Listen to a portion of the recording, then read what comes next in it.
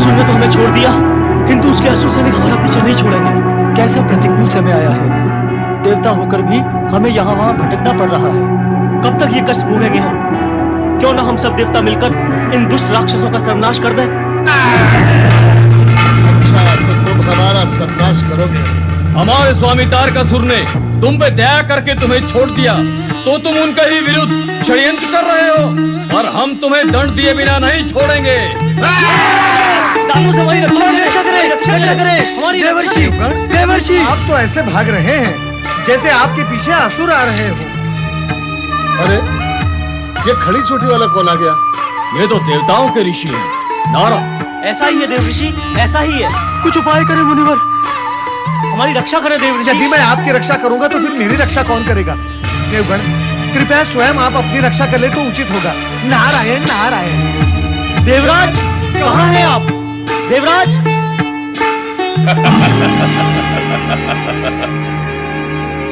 स्वर्ग पर अधिकार पा लेने के पश्चात मदिरा पान का आनंद ही कुछ और है। क्षमा महाबली, क्षमा क्षमा महाबली, क्षमा।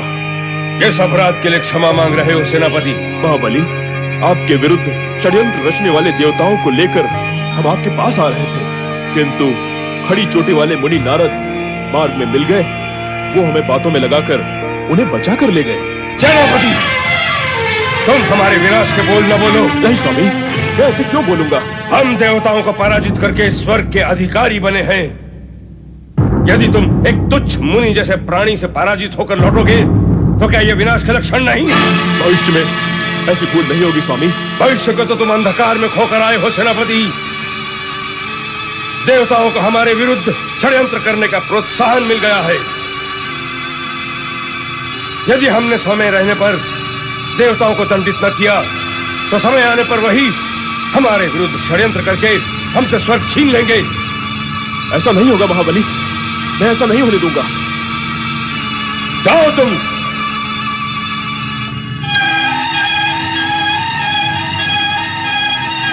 महाबली तारकासुर भी कदापि ऐसा नहीं होने देगा। हे परमपिता, यदि हम अपनी रक्षा करने योग्य स्वयं होते तो इस तरह छिपते हुए मारे मारे क्यों फिरते? अब तो आप ही कोई उपाय कीजिए, आप ही हमारी रक्षा कीजिए। ब्रह्मा जी, आप ही हमारी रक्षा कीजिए। नारायण नारायण।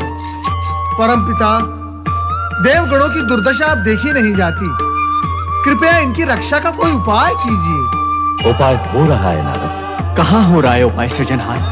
कैसे हो रहा है? देवराज, तारकासुर का वध होना ही देवगणों की सुरक्षा का एकमात्र उपाय है। किंतु पिताश्री, उस अत्याचारी तारकासुर का वध करेगा कौन? उद्दंड तो वो था ही। स्वर्ग पर अधिकार करने के पश्चात वो अहंकार के वश में होकर और अधिक उद्दंड, वो निरंकुश हो गया है। हमारी रक्षा करो प्रभु, हमारी रक्षा करो ब्रह्मदेव। परमपिता, उस दुष्ट तारकासुर के राक्षस नित्य ही देवताओं को पीड़ित कर रहे हैं। इससे हमारी रक्षा कीजिए, कुछ उपाय कीजिए ब्रह्मदेव, कुछ उपाय कीजिए। क्या उपाय करें और किसका उपाय करें? दुष्कर्म करो तुम और उपाय करें हम। और उपाय करने के पश्चात क्या होगा? तुम पुनः दुष्कर्म करोगे और पुनः तुम्हारी यही दुर्दशा होगी। दुष्कर्म? कौन सा दुष्कर्म सृजनहार? मैंने कब दुष्कर्म किए हैं? देवराज, तर्क करने से सत्य और पीछे हटता है, सामने नहीं आता। क्या यह सत्य नहीं कि तुमने समुद्र मंथन से प्राप्त अनेक रत्न, उपकरण एवं सिद्धि प्राप्त करके भूख विलास नहीं किया था? क्या यह सत्य नहीं कि सुख और सुविधा प्राप्त होने पर तुम अपने कर्तव्य और दायित्व से विमुख होकर राग रंग में डूब गए थे?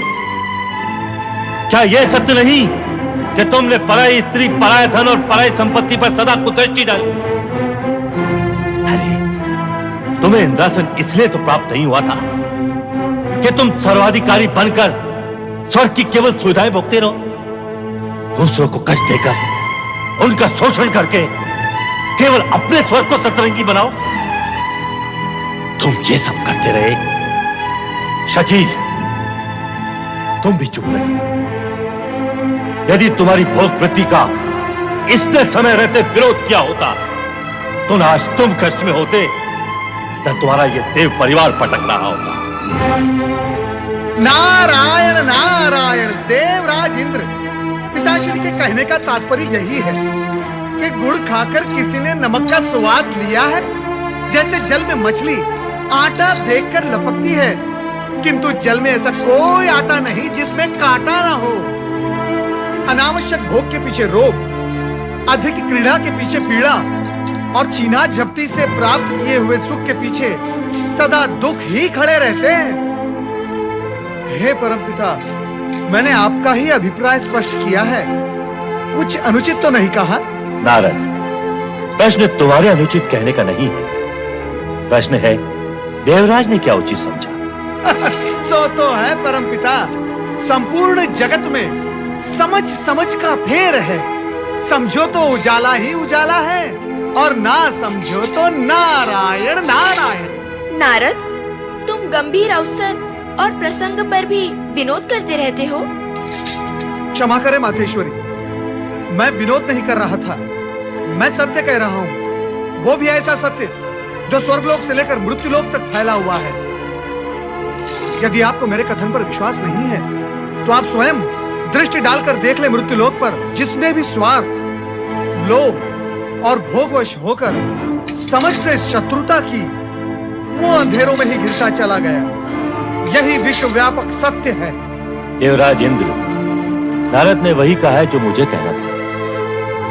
तुम स्वर्ग के अधिपति और देवताओं के राजा होकर भी अपनी भोग वृत्ति के कारण अपना सब कुछ खो बैठे, किंतु तामसिक वृत्ति वाला तारकासुर अपने जप तप के बल पर मुझसे वरदान प्राप्त करके अपनी आसुरी जाति के उत्थान का मार्ग प्रशस्त कर रहा है। तुम दिव्य शक्तियों से पूर्ण होते हुए भी पराजित हुए और आसुरी शक्तियों का स्वामी घोर तपस्या और त्याग करके विजयी हुआ। क्षमा करें परमपिता, मुझे क्षमा करें। इस भोग वृत्ति के कारण मुझसे जो भूल हुई है उसके लिए मुझे क्षमा करें सृजनहार। मैं देवराज इंद्र आपको यह वचन देता हूं कि भविष्य में ऐसे कार्यों की पुनरावृत्ति हम देवों से कभी नहीं होगी। हाँ पिताश्री, मैं भी भविष्य में सावधान रहूंगी। आप कृपा कीजिए कि तारकासुर को दिया गया वरदान फलित न हो। असंभव, यह प्रकृति के नियम के विरुद्ध है। वरदान कोई बालकों का खिलौना नहीं जिससे इच्छानुसार कभी भी लिया अथवा दिया जा सके। सच तो यह है कि वरदान दिया नहीं जाता, वो तो साधक द्वारा लिया जाता है। अपने जप तप से संचित पुण्य के बल पर साधक वरदान प्राप्त करता है। जब तक उसके पुण्य शेष रहते हैं, वरदान की शक्ति भी उसका साथ देती है। पुण्य के क्षीण या समाप्त होते ही वरदान भी अपना प्रभाव खोने लगता है। तारकासुर का पुण्य जब तक उसके अपने साथ है, उसका कुछ भी अहित नहीं हो।